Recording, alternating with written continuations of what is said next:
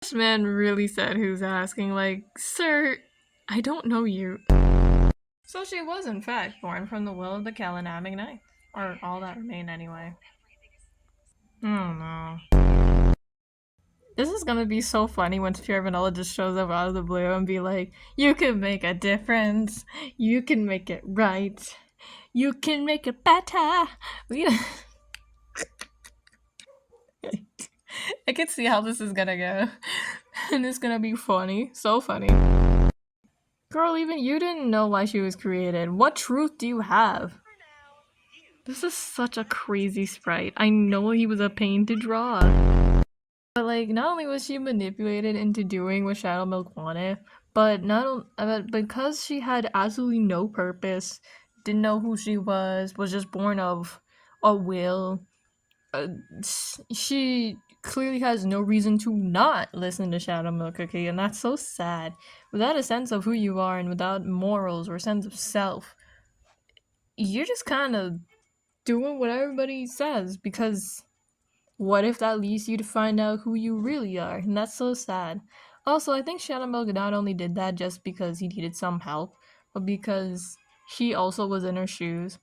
Like, he was created, but like the purpose he thought he was created for didn't feel like the purpose he was created for. He didn't know why he was created besides just to give knowledge. And then when that didn't work out, he kind of went through his own identity crisis, and I don't think it's stopping anytime soon. Well, let's see. She got knocked out. She was blackmailed. Yes, they did hurt her, physically and probably mentally. So, like, I got a question. Okay, so we established that the TBD, the Time Balance Department, is situated in the Ovenwork universe. We're just seeing them through Cookie Run's Kingdom's art style. So, does that mean that Gingerbread, like, Croissant Cookie's backstory here is the same? Like, the exact same? Because if it does, then that's great. I'm glad they are not establishing that. I do hope they do establish that. The fact that, Croissant Cookie and Key Keeper are exclusive to Oven Break, and they can time travel, which is an excuse for them to, be in Kingdom at all.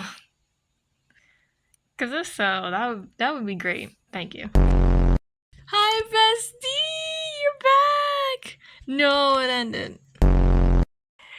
I'm sorry, she's too funny. I love her. I love her. Something's wrong. Sorry.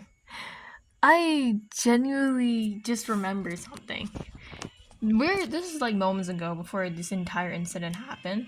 Timekeeper Cookie had a conversation earlier in the chapter saying that, like, talking about where Croissant Cookie was, everyone was like, but you told her to go. And she was like, I ain't saying nothing. This isn't our timekeeper. This is somebody else. No, because who is this? No, she looked different. First of all, her hair wasn't like that. Second of all, why is her eye blue? That's crazy.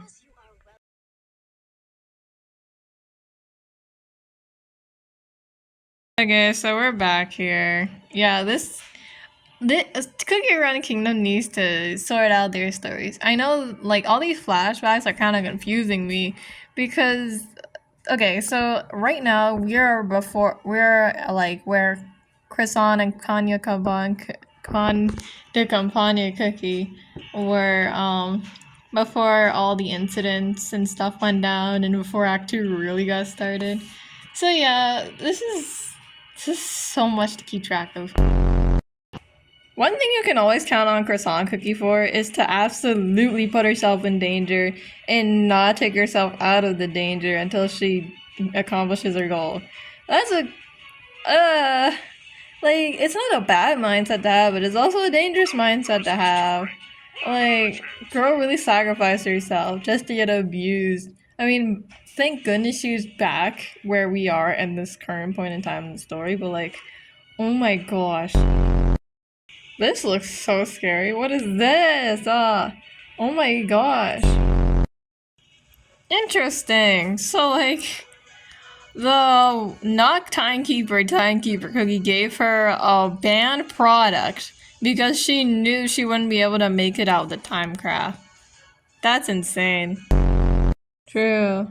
Man, I kind of like his timekeeper cookies design. I don't know if people will raise like AG double hockey sticks over in the fandom. I hope they don't, because I kind of like this design, and I like the and implications that there is a future where Shadow Cookie actually succeeds in creating his new timeline and destroying the other one in the process. I like that. But yeah, yeah, seems like all the stones are in place for this to be a actually very interesting arc. As long as they don't fumble anything or rush anything like the end of Act 1, we should be fine. That's traumatizing. What are you doing? You cannot be that bored that you're willing to watch yourself die in separate timelines. See, this is why Timekeeper is bonkers. So, they straight up just admitted that one of Timekeeper's alternate versions of herself committed suicide. I I don't know. Jeez. But basically, this all ended with Timekeeper, this version of Timekeeper disintegrating because she changed her timeline's fate. So now she doesn't exist anymore, meaning we're guaranteed to win this battle. I just don't know how yet. Also, uh, Timekeeper is gonna go talk to Shadow Milk next chapter. Woohoo! My two favorite characters interacting with each other. Best day of my life.